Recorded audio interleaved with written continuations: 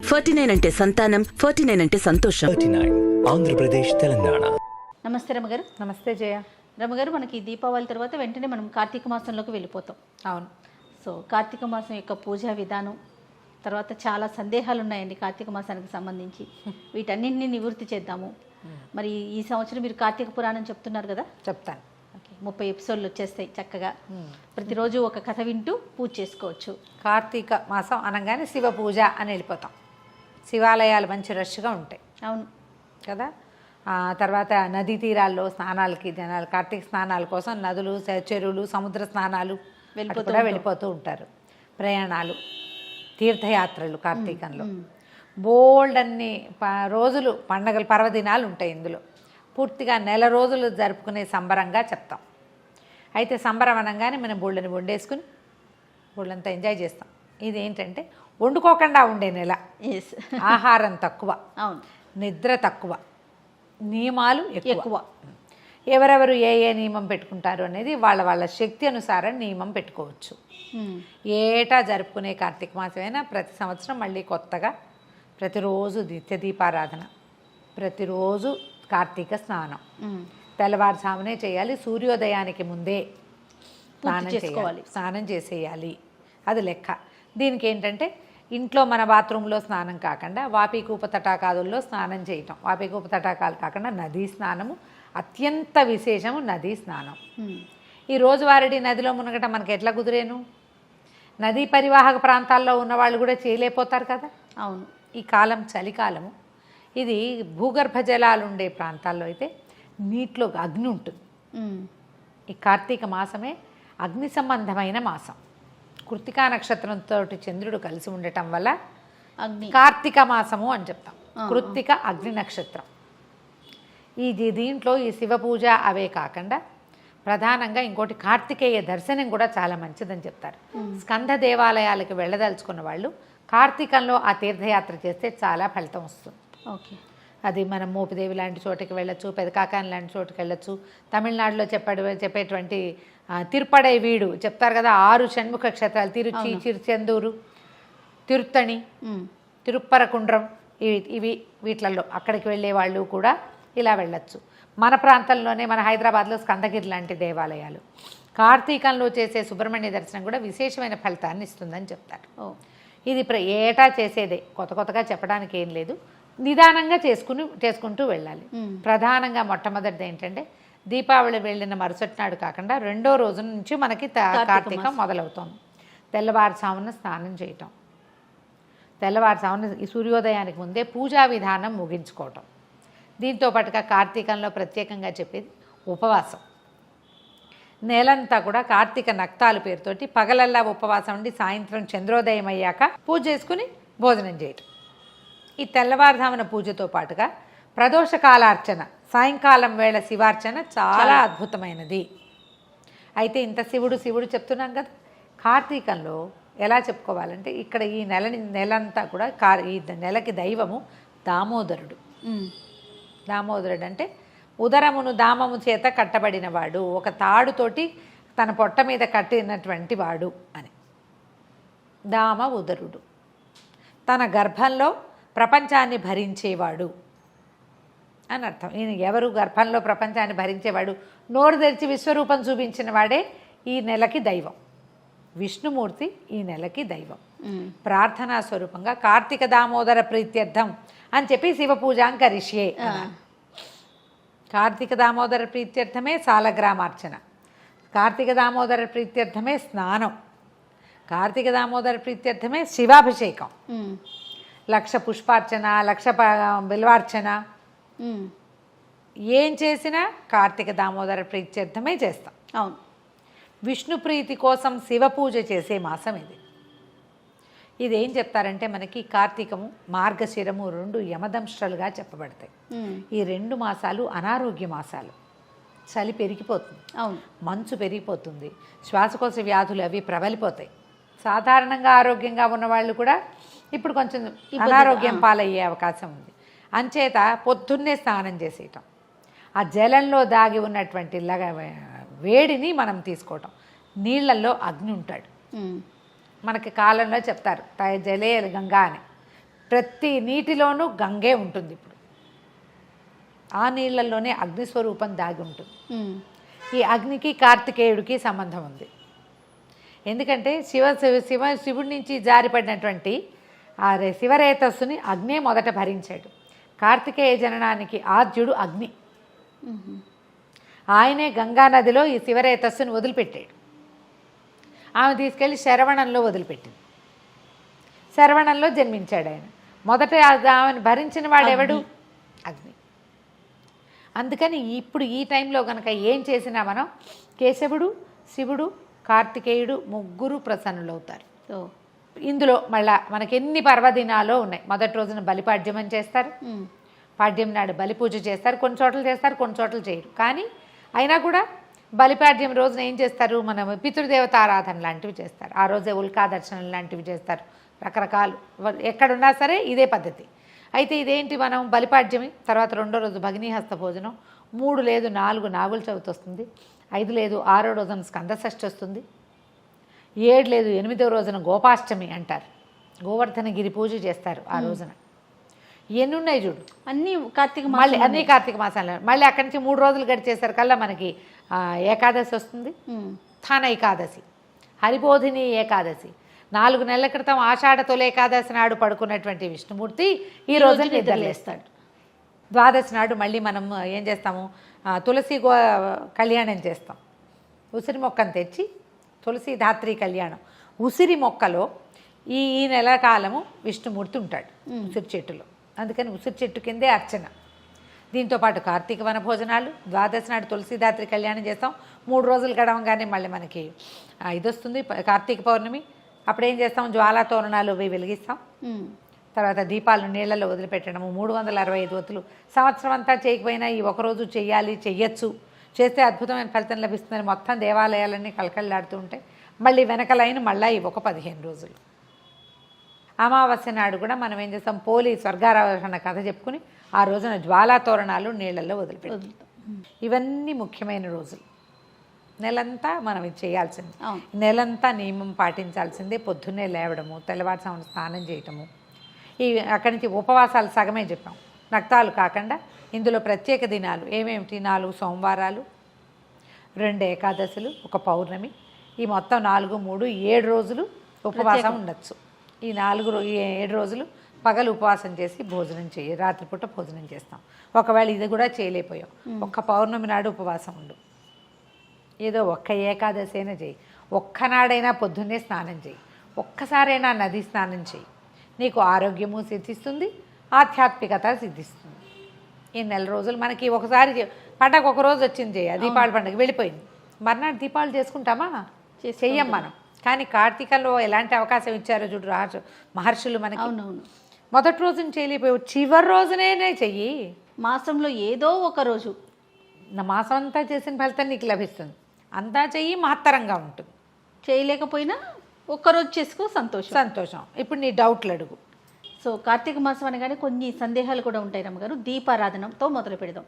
ఏ నూనెతో దీపారాధన చేయాలి? ఉదయమా, సాయంత్రమా?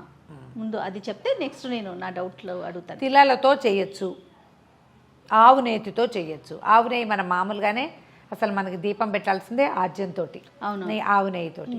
ఇప్పుడు తైలం, తిల దీపం చాలా మంచిది. తైల దీపం తిలలతో చేసిందంటే, తైలం అంటే నువ్వుల నూనె దీపం చాలా మంచిది. ఓకే.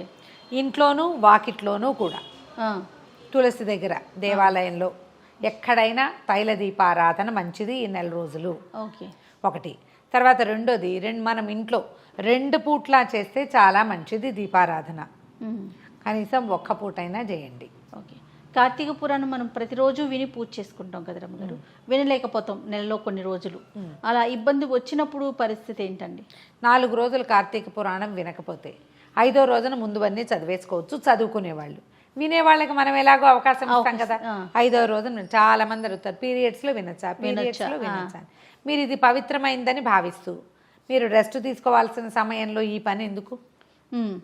పవిత్రత అపవిత్రత కంటే మీరు విశ్రాంతిగా ఉండాలి. ఉండవలసిన సమయంలో వినద్దు. ఓకే. తర్వాత మొత్తం వినేసేయండి. చదువుకునే వాళ్ళు ఉంటే తర్వాత రోజుల్లో కూడా చదువుకోవచ్చు. ఓకే, దీనికి ఒక ప్రదేశం నిర్ణయించుకోవాలి రమ్మగారు. ఒక ప్లేస్లో కూర్చొని అక్కడే కూర్చొని పఠన చేయాలి లేదా వినాలి అనేది ఉంటుందా? జయ, మనం ఏదైనా నియమం పెట్టుకుంటే మన నియమం మన నియమం పాటించుకుంటా. నియమం అంటే ఏమిటి?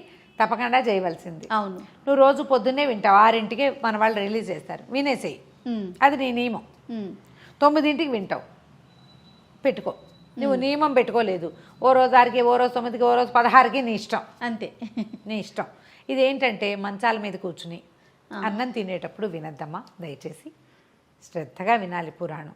వినటమే కదా అని ఎట్లా పడితే అట్లా కాకుండా ఒక నియమం పెట్టుకుంటే మంచం మీద పడుకుని రాత్రిపూట పడుకునేటప్పుడు వింటాను, అన్నం తింటూ వింటాను, వింటమే కదా అని మాత్రం అనుకోవద్దు. ఇది మనం ఒక పవిత్రమైన మాసం, ఒక మంచి సమయం ఉంచుకోండి దానికి. ఖచ్చితంగా అటు ఇటుగా ఉదయం కాలంలో 6కైనా 9కైనా 10కైనా అపరాహ్నం కాకుండా వినేయండి. సాయంకాలం వింటారు, 3 తర్వాత నుంచి 7 లోపల ఎప్పుడైనా రాత్రే వింటారు, పూజ అవ్వగానే వినండి, అలా పెట్టుకోండి. ఏదైనా మనం ఒక మంచి పని చేసేటప్పుడు మనం రిలాక్స్డ్గా అలా చేయకూడదు. దాని మీద భక్తి శ్రద్ధ ఉండాలి. ప్రధానమైంది భోజన సమయంలో కానీ నిద్రా సమయాల్లో మంచాల మీద కూర్చుని కానీ వద్దు. ఓకే, ప్రసాదాలకు సంబంధించి ప్రతిరోజు నైవేద్యాలు మనం తయారు చేసుకోవాలి రమ్మగారు పూజా విధానంలో. అసలు నైవేద్యం హడావిడే చెప్పరు కార్తీకంలో చెప్పరు. ఇప్పుడు నువ్వు మామూలు రోజువారీ పూజ చేసుకుంటావు, పొద్దున్నే స్నానం చేసి ఏదైనా చేయొచ్చు. రోజువారీ నెలంతా నువ్వు నీ ఉపవాసం ఉండమని అందరికీ చెప్పట్లేదు కదా. ఇందులో గర్భవతులు, బాలింతలు, వృద్ధులు, చిన్నపిల్లలు, రోగగ్రస్తులు, మాత్రలు గీతర్లు వేసుకోవాల్సిన వాళ్ళు ఉపవాసాలు పెట్టుకోవద్దు. పూజ అయ్యాక భోజనం చేసేయండి.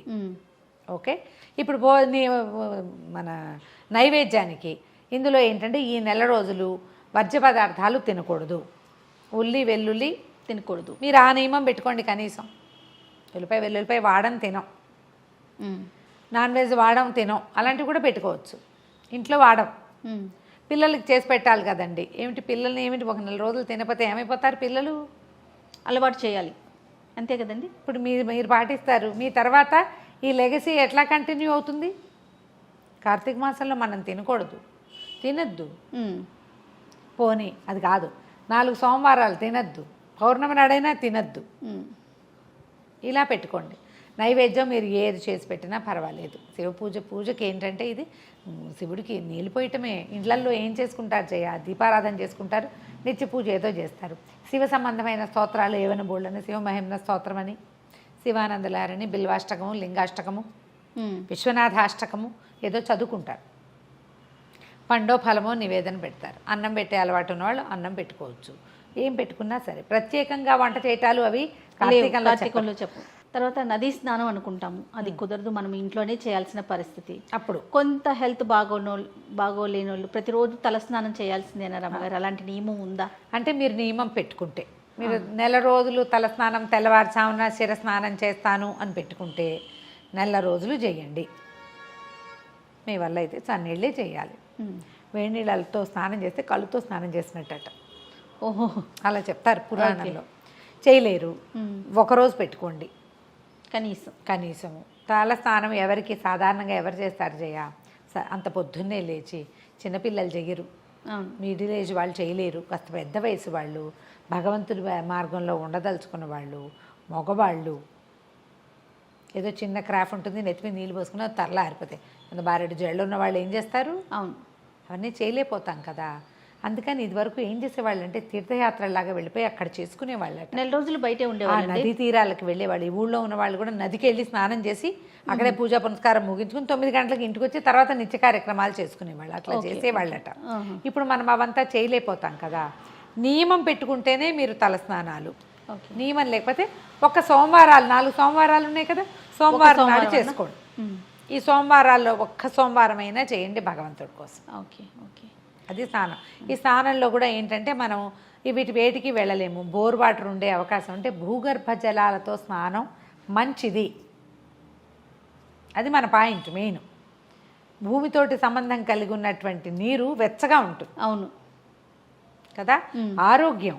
నదీ స్నానాలంటే నదులకి పైనుంచి మొన్నటిదాకా వానలు కదా, అంతే ఔషధ జలాలుగా మారతాయి నదీ జలాలని. అందుకని నదిలో స్నానం మీ ఆరోగ్యం కోసం చెప్పాం. అదేమిటో సిద్ధాంతం కాదు అది. ఓకే, అది చెప్పింది ఎందుకు? మన హెల్త్ కోసం.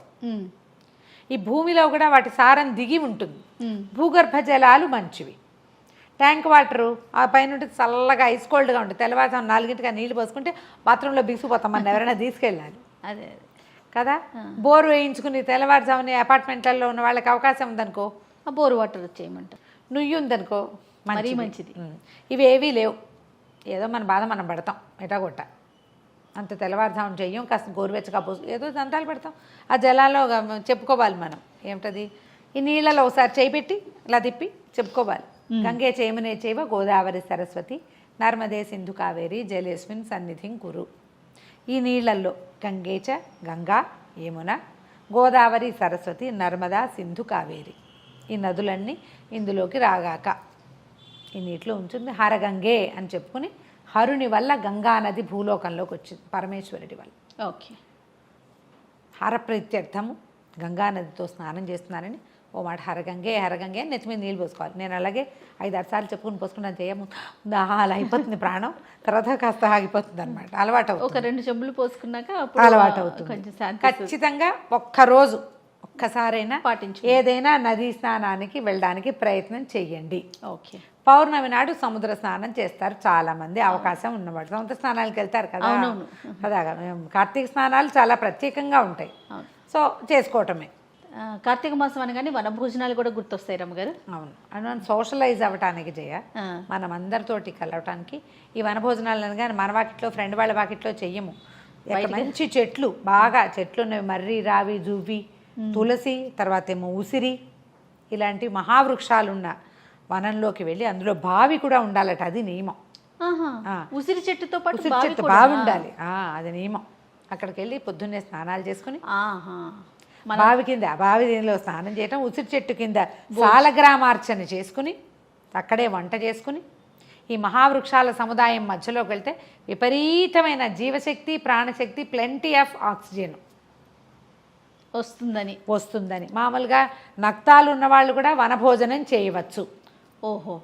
వనంలో గనక భోజనం చేస్తే ఆ రోజు పగలు భుజించవచ్చని చెప్పబడింది.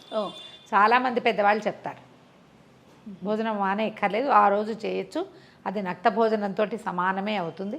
అవకాశం ఉన్నవాళ్ళు కార్తీక వన భోజనాలు కూడా చేయొచ్చు. మేము ఎవరితోటైనా వెళ్ళి, మాకు అవకాశం ఉంది, మా జయ వాళ్ళు పిలుస్తారు, పిలవపోయినా మేము మా ఫామ్కి వెళ్ళిపోయి అక్కడ ఉసిరి చెట్టు ఒకటి ఉంది, మామిడి చెట్లు ఉన్నాయి, ఏదైనా వంట చేసుకుని పట్టుకెళ్ళి అక్కడే భోంచేసి వస్తాం. చేస్తాం మేము అట్లా. అవకాశం ఉంటే అక్కడ కూడా వెళ్తాం, ఉసిరి చెట్ల సముదాయాలు ఉన్న చోటకే వెళ్తూ ఉండొచ్చు. ఇలా వెళ్తాం. ఇదన్నీ కూడా ఏంటంటే మన విధానం, మనం వెళ్తూ ఉంటే మన పిల్లలు నేర్చుకుంటారు, ముందు తరాల వాళ్ళు కూడా తెలుసుకుంటారు. అప్పుడు ఈ కలియుగాంతం ఇంకా కొంచెం డ్రాగ్ అవుతుంది. చాలా వరకు సందేహాలు నివృత్తి అయ్యాయి అనుకుంటున్నానండి. ఇంకా చూద్దాము, మనకి కామెంట్స్ రూపంలో కానీ ఎవరైనా మనల్ని పర్సనల్గా అడిగినప్పుడు దాన్ని కూడా మనం ఒక ఎపిసోడ్ కింద చేద్దాం. అంటే నేను అనుకుంటున్నాను కార్తీక పురాణం రోజువారీ వింటే అట్టే డౌట్లు ఉంటావు, అందులో చెప్తారు, కథలో వస్తుంది. నేను కూడా కొన్ని మధ్య మధ్యలో చెప్తూ ఉంటారు కదా మీరు. చెప్తాను. సంతోషరామ్ గారు, నమస్తే. నమస్తే జీ.